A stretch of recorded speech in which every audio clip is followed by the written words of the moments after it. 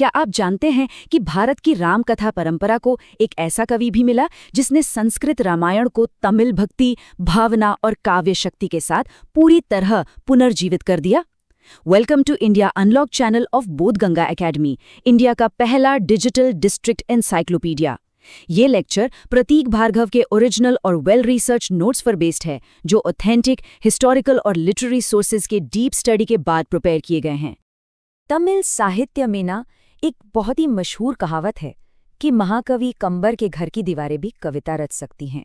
सोचिए, सिर्फ ये एक लाइन ही उस कवि के असाधारण कद को बताने के लिए काफी है, जिनकी दुनिया में हम आज उतरने जा रहे हैं।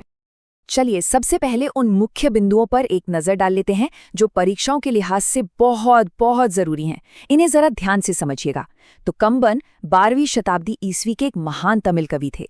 वो रामावतारम यानी कंब रामायण के रचयिता हैं। और हाँ, एक बात गांठ बांध लीजिए, ये वाल्मीकि रामायण का कोई सीधा सीधा अनुवाद नहीं है। इसमें राम को एक सर्वोच्च ईश्वर विष्णु के अवतार के रूप में दिखाया गया है। कंबन ही वो पहले कवि थे जिन्होंने राम नाम को मोक्ष का मार्ग बताया। ये रचना चोल काल के दौरान हुई थी और इसे तमिल भक्ति साहित्य का शिखर माना जाता है। इन सब पॉइंट्स को ध्यान में रखते हुए, खासकर प्रीलिम्स और स्टेट पीएससी के लिए, अब हम कंबर की जीवन, उनकी रचनाएं और उनके साहित्यिक योगदान को डिटेल में समझते हैं। तो चलिए, अब हम समय में थोड़ा पीछे चलते हैं और उस दौर को महसूस करने की कोशिश करते हैं जब कंबन अपनी कलम से तमिल साहित्य को एक बिल्कुल नई दिशा दे रहे थे। देखिए, कंबन का समय था 12वीं शताब्दी का, यानी वो दौर जब चोल साम्राज्य अपनी सांस्कृतिक भव्यता के बिल्कुल शिखर पर था। ये वो दौर भी था जब पूरे दक्षिण भारत में भक्ति आंदोलन की एक जबरदस्त लहर चल रही थी। बस इसी जीवंत सांस्कृतिक और आध्यात्मिक माहौल ने कंबन के नजरिए और उनकी रचनाओं को गढ़ा। उनका जन्म तमिलनाडु के थेरजुंदुर गांव में हुआ, उवच्चर समुदाय में। उन्हें सड़ियप्पा वल्लाल नाम के एक धनी जमींदार का संरक्षण मिला, जिनका जिक्र वो अपने महाकाव्य में बड़े सम्मान से बार बार करते हैं। उनकी काव्य प्रतिभा से उस वक्त के चोल सम्राट कुलोत्तुंग चोल तृतीय इतने प्रभावित हुए कि उन्होंने कंबन को कवि चक्रवर्ती यानी कवियों के सम्राट की उपाधि दे दी। तो अब बात करते हैं कंबन की उस अमर कृति की, जिसकी असली खूबसूरती सिर्फ कहानी कहने में नहीं, बल्कि उसे एक बिल्कुल ही नई नज़र से देखने में है। कंबन के महाकाव्य का जो असली नाम है वो है रामावतारम, जिसका मतलब है राम का अवतार। ये समझना यहाँ सबसे ज़रूरी है कि ये वाल्मीकि रामायण का कोई ट्रांसलेशन नहीं, बल्कि एक क्रिएटिव अडेप्टेशन है। मतलब कंबन ने मूल कहानी को लिया और उसे तमिल संस्कृति, वहाँ के सामाजिक मूल्यों और गहरे भक्ति दर्शन के धागों से बुनकर एक नया ही रूप दे दिया। और ये कृति अपने आप में एक महासागर की तरह है। इसमें 10,000 से भी ज्यादा छंद हैं, जो विरुत्थम नाम की एक खास और संगीतमय तमिल काव्य शैली में लिखे गए हैं, जिसकी वजह से इसे गाया भी जा सकता है। ये पूरा महाकाव्य 6 कांडों में बटा हुआ है: बालकांड, अयोध्याकांड, अरण्यकांड, किष्किंधाकांड, सुंदरकांड और युद्धकांड। तो चलिए अब इस पूरे विश्लेषण के केंद्र में चलते हैं और ये समझते हैं कि आखिर कंबन की रामायण वाल्मीकि की रामायण से इतनी अलग क्यों है, इसका मूल अंतर क्या है। ये सवाल सबसे अहम है, क्योंकि इन दोनों महाकाव्यों की जब हम तुलना करते हैं ना, तभी हमें कंबन की असली काव्य प्रतिभा और उनकी मौलिकता का अंदाजा होता है। सबसे बड़ा और बुनियादी अंतर जो है वो है राम के चरित्र चित्रण में। देखिए, वाल्मीकि रामायण में राम मर्यादा पुरुषोत्तम है, एक आदर्श इंसान जो धर्म के रास्ते पर चलते हैं और अक्सर अपनी दिव्यता से खुद ही अनजान रहते हैं। लेकिन कंबर के रामावतारम में ऐसा नहीं है। यहाँ राम शुरुआत से ही विष्णु के अवतार हैं, एक सर्वोच्च ईश्वर जिनकी दिव्यता को कहानी के दूसरे पात्र भी पहचानते हैं और उसे स्वीकार करते हैं।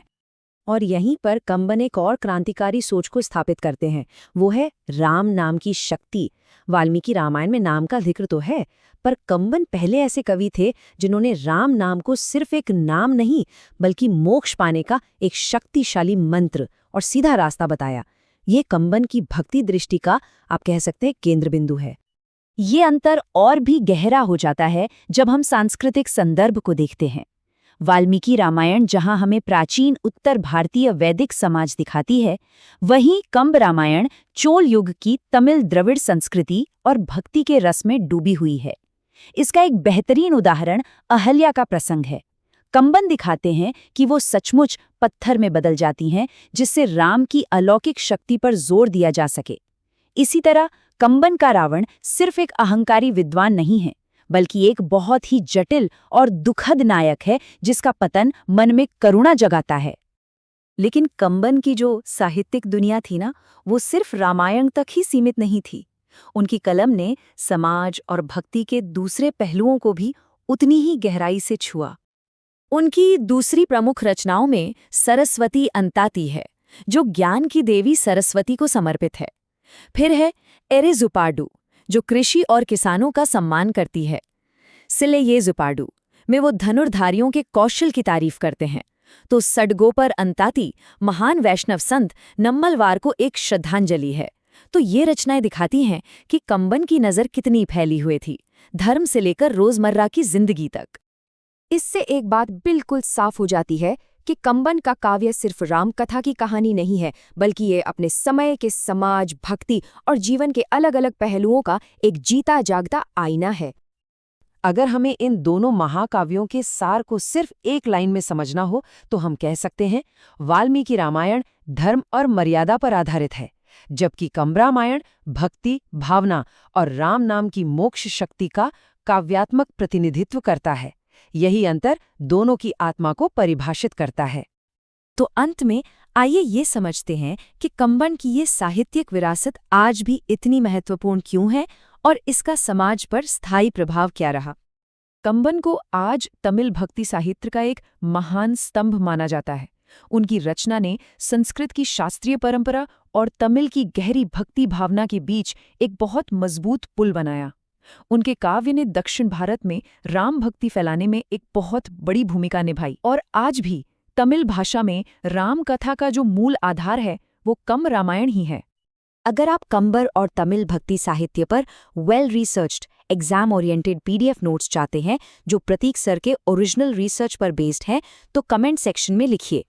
ये notes UPSC, state PSC, SSC और सीयूईटी जैसे कॉम्पिटिटिव एग्जाम्स के सिलेबस को ध्यान में रखकर प्रिपेयर किए गए हैं, जिसमें किसी एडिशनल मटेरियल की जरूरत नहीं होती।